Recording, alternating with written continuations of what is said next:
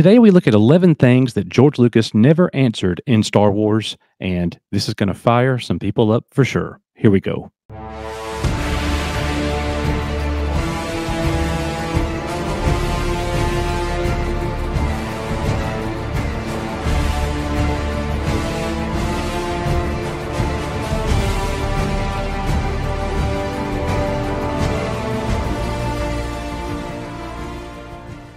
Hey, everybody, welcome back to the channel. Echo Base Network Coach here on this one.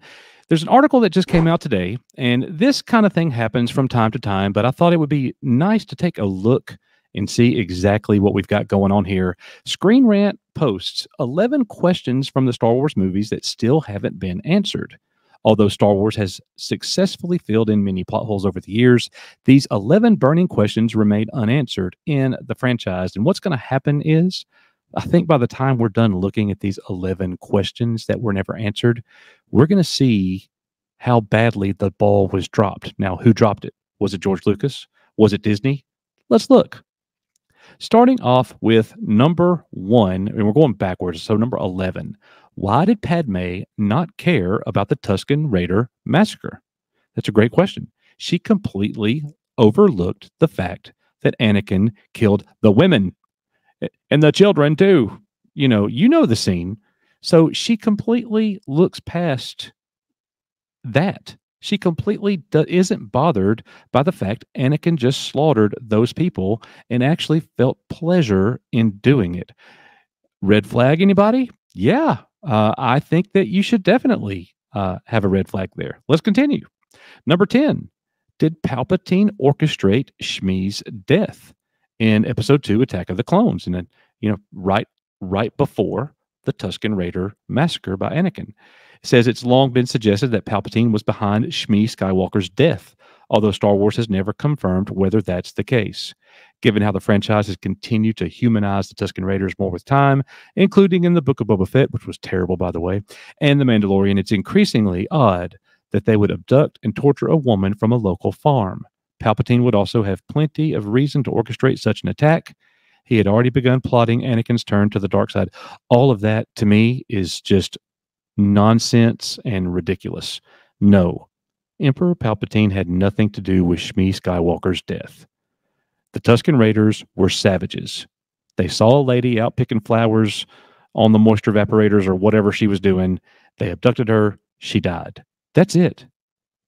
Quit trying to humanize people who were portrayed as savages.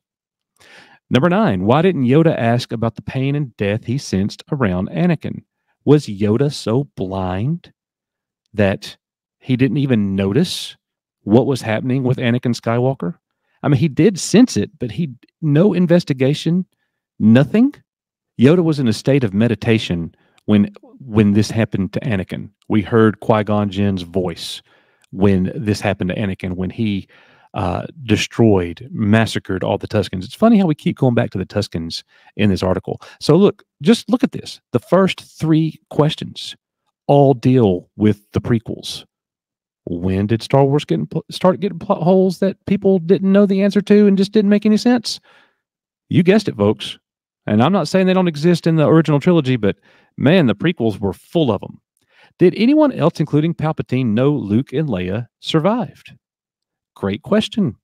We obviously know that outside of Yoda, Kenobi, and Organa, who else knew that Luke and Leia survived? For us, we don't know that.